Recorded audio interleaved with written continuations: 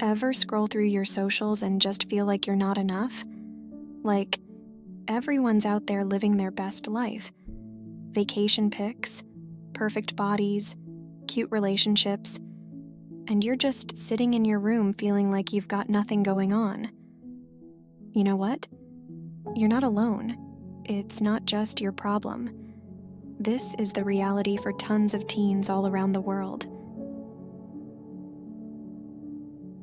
In this episode, I want to talk to you about something we all feel a lot, but don't really talk about honestly: the impact of social media on our mental health. You know, social media is like a double-edged sword. On one hand, it connects us with people, makes us feel like we have a place in this huge world. But on the other hand, it also makes us constantly compare ourselves to others until we forget who we really are. I'm not here to blame social media completely, because honestly, I use it too, and there are a lot of good things we can get from it. But we also have to realize that if we're not careful, social media can become poison that slowly eats away at our self-confidence. So if you've ever felt like you're not good enough because of social media, or if you've ever felt that pressure to be perfect, this episode's for you. Get comfy, take a deep breath, and let's dive into this convo. 'Cause it matters. To me, and to you, too.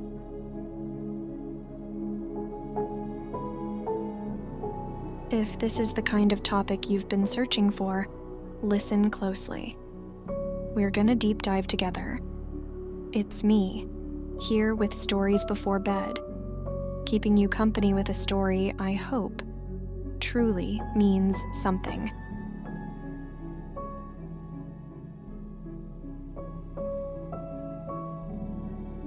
Ever wondered why we feel so not enough every time we scroll through social media? The answer is simple. Social media isn't reality. What you see there is just the best highlights of someone else's life, not the full story. Imagine this: you're having a rough day, overslept, homework piling up, and you're just drained. Then you open Instagram, and you see your friend just posted a pic at the beach. Big smile, life looking perfect. What's the first thing that comes to your mind? Probably some jealousy, feeling like your life is nowhere near as good as theirs. But do you know what they're actually feeling behind that photo? Maybe, after that pic was taken, they're fighting with their partner, or they've got problems they're not showing. Social media is full of filters, not just photo filters, but story filters too. People only show their best sides, and you never know what they're actually going through. The problem is, we often forget that. We start comparing our real, unfiltered selves to the perfect version of others we see online, and it makes us feel small. And then there's the whole culture. You know how much those likes and positive comments affect our self-esteem, right? Sometimes we post something and refresh over and over just to see who's liking it. And if the numbers don't match our expectations, we start thinking, what's wrong with me? But those numbers have nothing to do with your actual worth. And what's even worse, social media algorithms are designed to keep you hooked. Posts with perfect lives keep popping up in your feed because they know that makes you scroll longer. Social media isn't just a place to share. It's a big business that relies on making us feel inadequate to keep grabbing our attention. So now ask yourself, how often do you feel bad because of what you see on social media? And more importantly, is it even worth it? So if social media can make us feel not enough, how do we use it without falling into that pressure?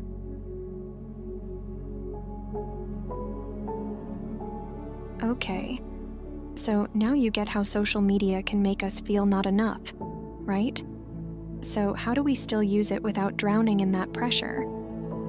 'Cause let's be real, totally quitting social media isn't a realistic solution for most of us. So how about we change the way we use it? First, recognize your triggers. Pay attention to what usually makes you feel not enough. Maybe it's posts from people who always seem perfect, or accounts that focus only on material stuff. If you know what's triggering you, start unfollowing or muting those accounts. Don't feel guilty. It's about your mental health, and you have every right to keep your digital space healthy. Second, limit your online time. Social media is like junk food. A little is fine, but too much can be bad for you. Set reminders on your phone to limit your time on social media, like 30 minutes a day to scroll through Instagram or TikTok. That way, you won't get sucked in and end up feeling bad after wasting too much time on unhealthy content. Third, focus on accounts that make you feel good. There are so many positive, inspiring accounts out there that'll motivate you or just give you some good vibes. Find accounts that offer motivation, education, or just entertainment that doesn't make you feel worse about yourself. Imagine how different your feed would look if it was full of content that supports your personal growth, not just stuff that makes you feel lacking. Fourth, remember that social media isn't reality. What you see there is just a tiny piece of someone else's life, the part they chose to show you. Don't compare your real, unfiltered life to their filtered one. Everyone has their struggles, and what you see on the screen never shows the full story. And lastly, give yourself time away. Sometimes the best thing you can do is log off and focus on the real world. Go for a walk, read a book, hang out with family or friends without feeling the need to record everything to post. Your life is more than just the number of likes or comments you get on social media. What's interesting is, when you start adjusting how you interact with social media, you'll feel so much lighter. You won't be chasing validation from the outside anymore, because you'll know your worth isn't defined by algorithms or numbers on a screen. And once you start adjusting the way you use social media, there's one important thing you can't forget: how to still build real, meaningful relationships in this digital world.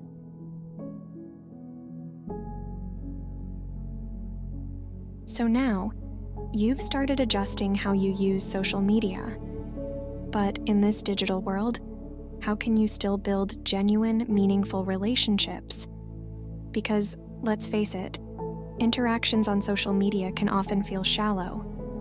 A like, a comment, or a DM sometimes just doesn't cut it when it comes to replacing real, deeper connections. First, focus on quality over quantity. Sometimes we get caught up in having a ton of friends or followers. But honestly, all you really need are a few people who truly understand and care about you. Focus on the relationships that make you feel valued, not the numbers on the screen.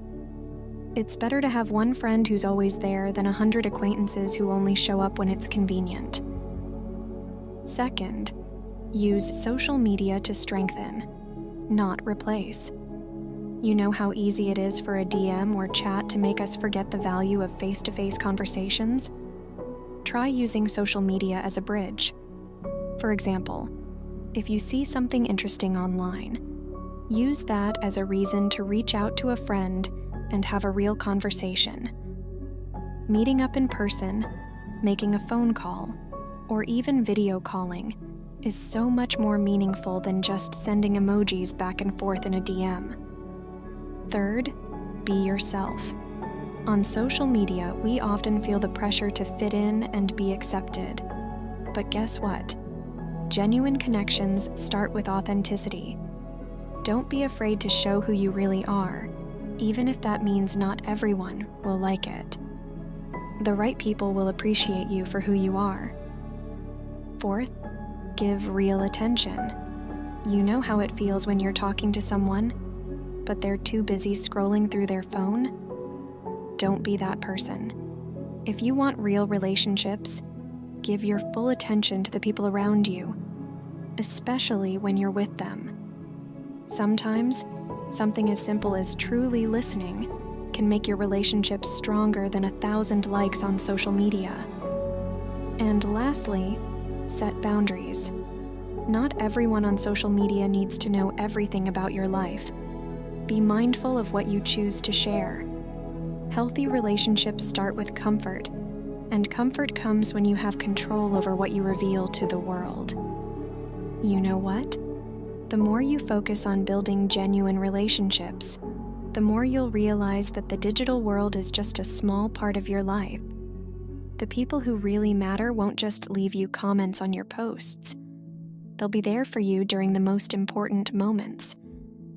And after all of this, there's one last thing we need to talk about: how to love yourself amidst the pressure of social media. After everything we've talked about, there's one last thing I think is the most important: loving yourself. Because in the middle of all the pressure from social media, from unrealistic expectations to endless comparisons, you still need to remember that you are valuable, just as you are. First, stop the habit of comparing yourself to others. You know, every time you scroll through social media, there's always someone who seems more successful, prettier, or happier than you, right? But what you're seeing is just a tiny part of their life. They've got problems, worries, and failures they don't show on the screen. So, don't compare their highlight reel to your reality. You have your own story, and it's just as valuable. Second, remember that validation doesn't come from numbers. No matter how many likes or followers you have, they don't determine your worth. What makes you valuable is who you truly are: your kindness, your effort, and the way you handle life. If you keep chasing external validation, you'll get exhausted. So, focus on the validation that comes from within yourself. Third, make time for self-care. Social media makes us feel like we always have to be active, always have to look productive. But you know what? Rest isn't a setback. Take time for yourself. It could be meditating, reading a book, or just sitting back and listening to your favorite music. Time for yourself is the greatest act of love you can give yourself. Fourth, celebrate your progress, no matter how small. Sometimes we get so caught up in big goals that we forget that small steps count too. If you managed to resist scrolling through social media before bed, or posted something without caring how many likes it gets, that's a small victory worth celebrating. And lastly, be your own best friend. You wouldn't tell your best friend, "You're not good enough," right? So why say that to yourself? From now on, treat yourself with the same love and kindness you give to the people you care about. You know what? Social media is just a tool. It can make you fall, but it can also help you grow. The choice is yours. As long as you know how to love yourself, outside pressure won't be able to break you.